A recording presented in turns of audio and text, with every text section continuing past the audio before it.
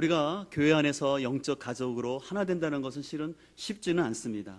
그러나 그럼에도 불구하고 하나님이 하나님 되시는 그 성품, 또한 그 교회의 가치로 인하여서 우리는 어려울지라도 계속해서 겸손과 온유, 오래 참음과 용납함으로 우리가 계속해서 하나됨을 이뤄가는 공동체 되기를 간절히 소망합니다. 이 하나됨의 공동체는 하향 공동체나 결코 세속적인 하나됨을 추구하는 것은 아닙니다. 우리는 화평하고 하나 되어야 되지만 그것은 어디까지나 거룩함을 지키고 교회의 목적을 훼손하지 않으면서 하나됨을 이루어야 합니다. 오늘 본문에는요, 자라남을 2번씩이나 강조하고 있습니다. 그런데 그 자라남의 목표를 어디에다 두고 있습니까? 바로 그리스도라고 말하고 있습니다. 그래서 오늘 성경은요, 우리가 자라나야지만 주님의 몸된 교회가 세워질 수 있고 성장할 수 있다라고 가르치고 있습니다.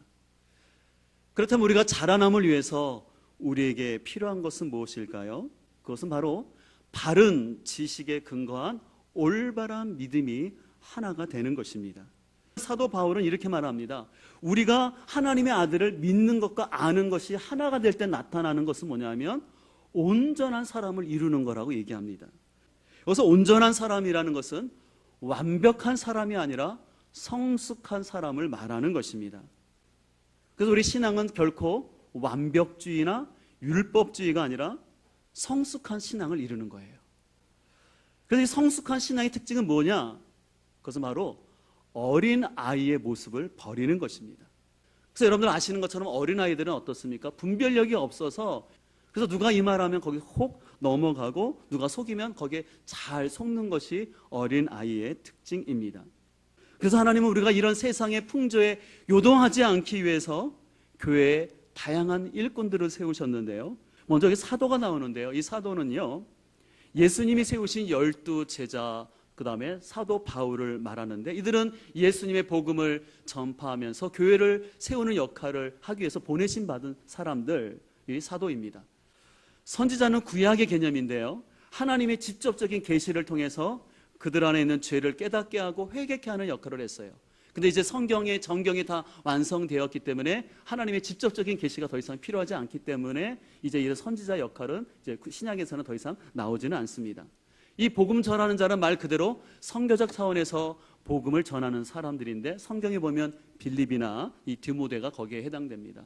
그리고 목사와 교사가 나와 있는데요, 이 목사와 교사는 따로따로 직분이 아니라 하나의 관사에 연결되어 있어요. 그래서 목사는 목양을 하는 것이 목회자의 역할인데, 그 목사의 주된 역할은 뭐냐면 가르치는 교사의 역할을 하는 것입니다. 그래서 오늘날 지금 살펴봤던 이 4가지 직분은요, 오늘날은 어떻게 보면 이제 정식 신학교를 나왔고 이제 하나님의 기름 부음을 받은 목회자를 통해서 이 사역들이 이루어지고 있는데요, 그렇다면 오늘날 목회자가 해야 될 가장 본질적인 사역은 무엇일까요? 목회자들은요, 성도들을 훈련시키고 준비시켜서 이 성도들이 주님의 몸을 세우도록 하는 역할을 하는 것입니다.